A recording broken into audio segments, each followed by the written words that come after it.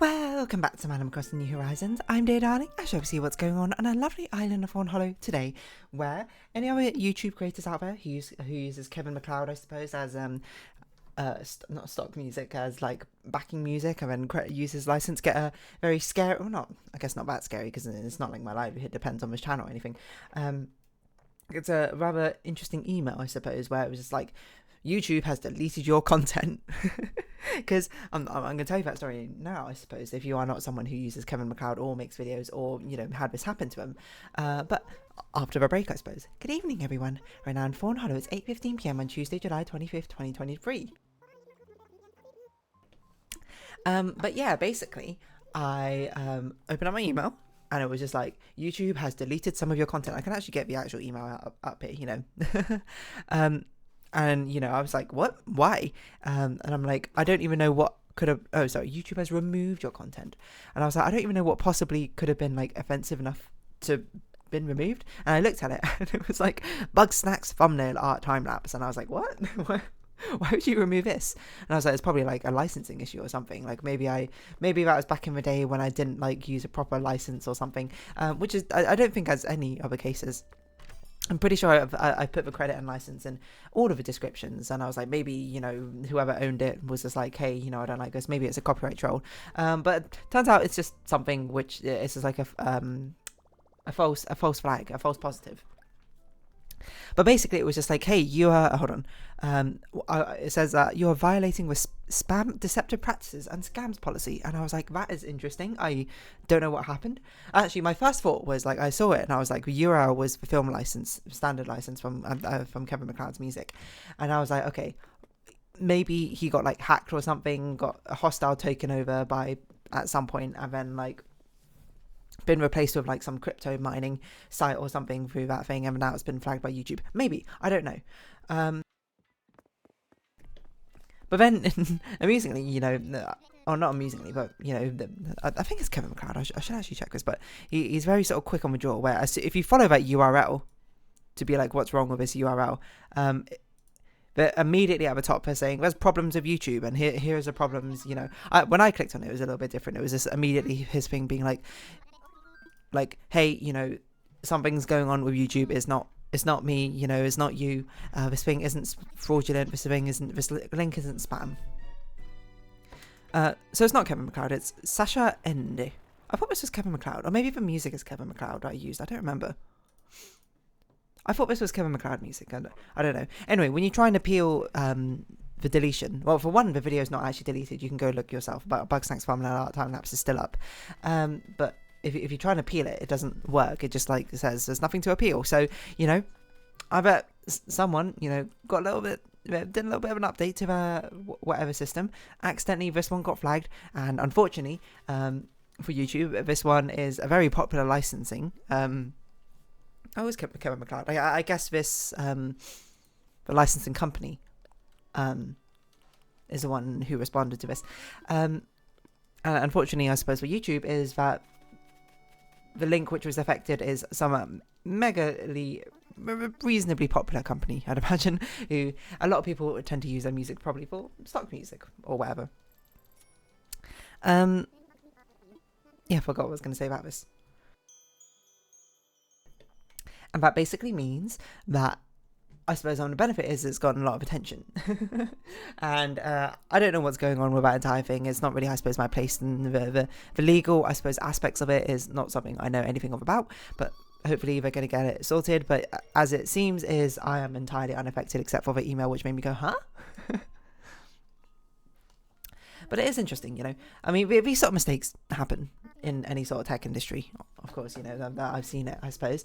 You know, it's a little bit programming error, you know, a little bit of a typo, you know, something which slips past QA, something which slips past, you know, peer reviews and coding or something going, uh-oh, it's broken everything. Well, I guess in this case it's not broken, but in this case it's sent out a false positive, which it happens, but it is also still very frustrating. I can understand from the frustration from what they call film music's perspective, being like, hey, you know, kind of don't like it from a business perspective, where everyone who uses our products just got a message being like, oh yeah, that product you use from us, it's, you know, it's spam, it's fraudulent, don't use it anymore. You know, it's a risk for your channel. Obviously, you're going to kind of not like that, I suppose, with that negative connotation or association, I suppose, with your, you know, brand.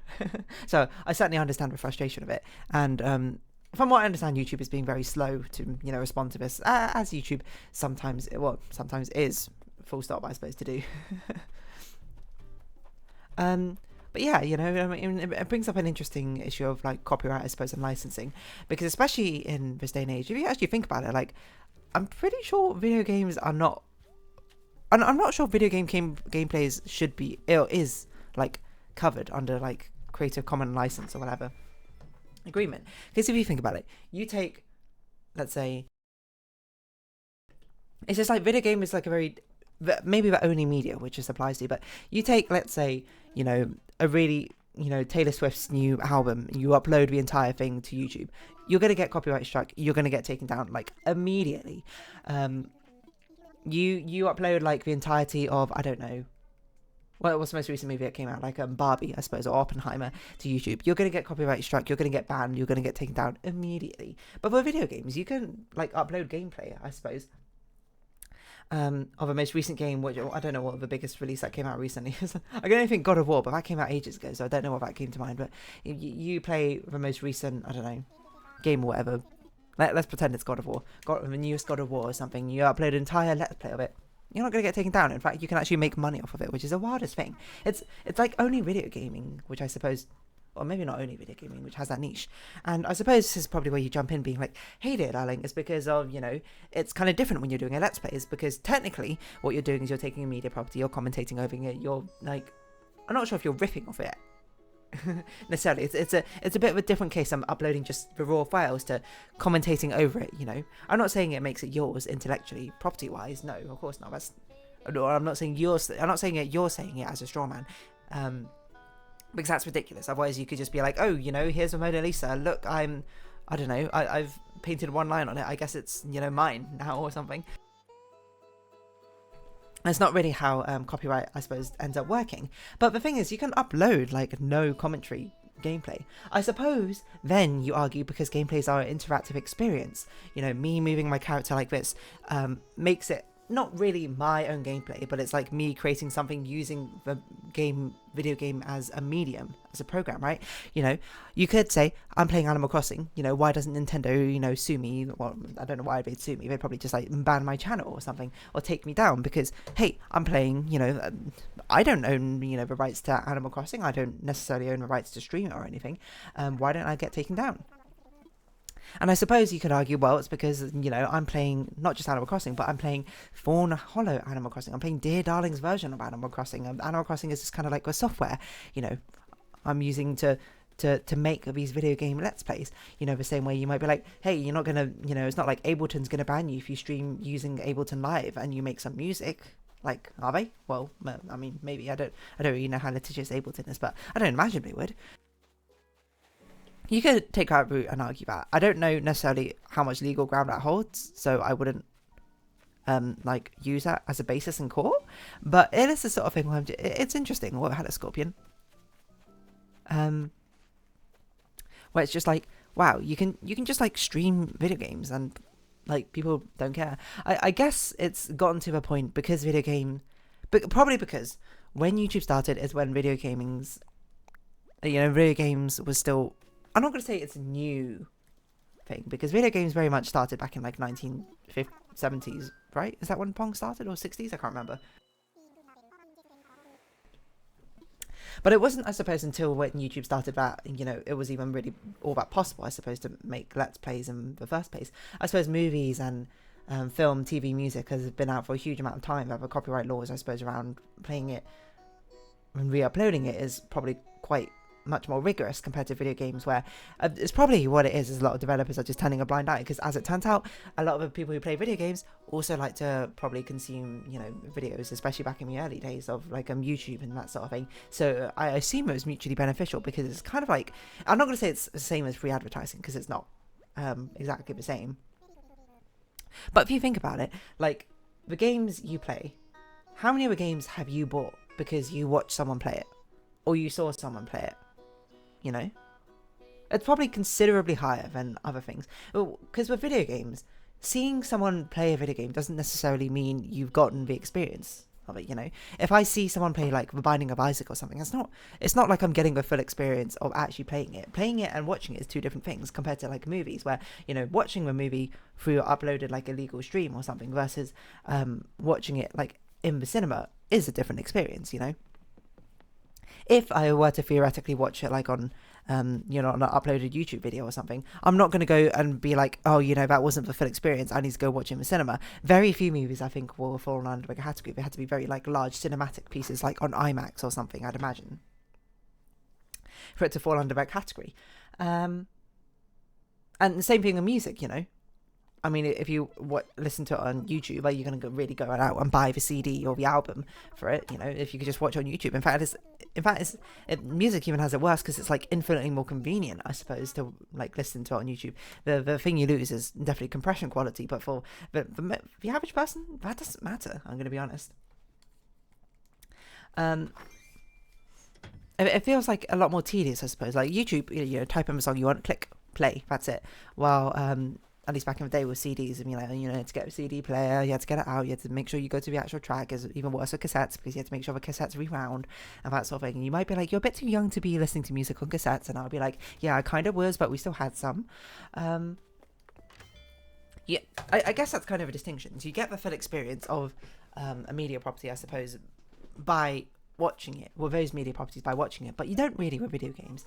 It's not like someone watching me play Animal Crossing is like, well, I don't need to buy Animal Crossing. Or if they wanted to play Animal Crossing, it's like, well, I don't need to buy it anymore because, I watched someone else play it.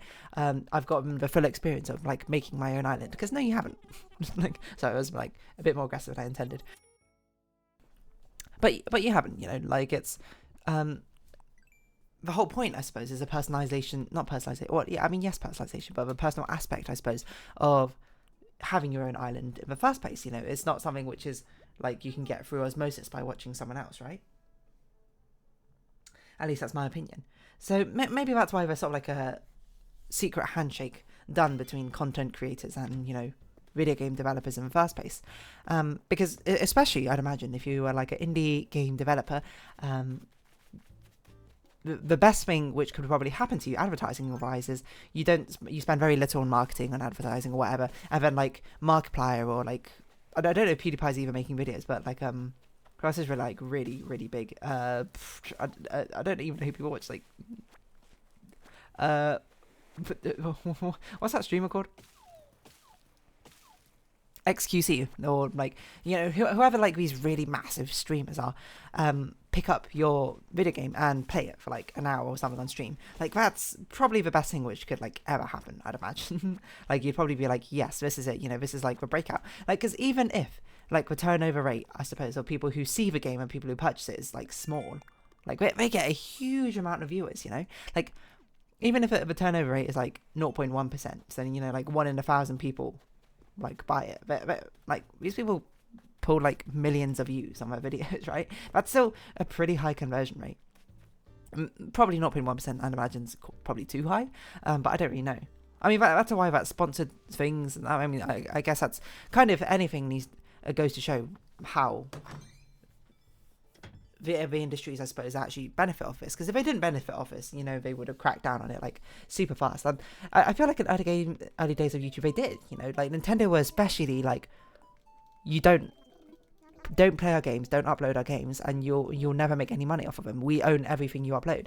It's only in recent years where they've really like sort of come to grips with it and be like, oh yeah, this is actually like a good industry, not good, but like good marketing potential or whatever, right? Again, don't take what I'm saying as like gospel or anything. I don't work in the video game industry or the marketing industry, and I suppose in that aspect, so I can't really say for certain how it affects things, how like these things come about. I'm just sort of like postulating. But yeah, it was only really in recent 5 to 10 years or something, I feel like Nintendo's actually sort of released that grip. Because I remember I used to watch a YouTuber called WeFolder, who then became like BitBlock, who I don't even know if he's still making videos now, who used to basically only upload Nintendo videos, and he kept getting like videos demonetized because Nintendo were like, nah, we own this. And it was like, he was like, it's like kind of my livelihood or whatever.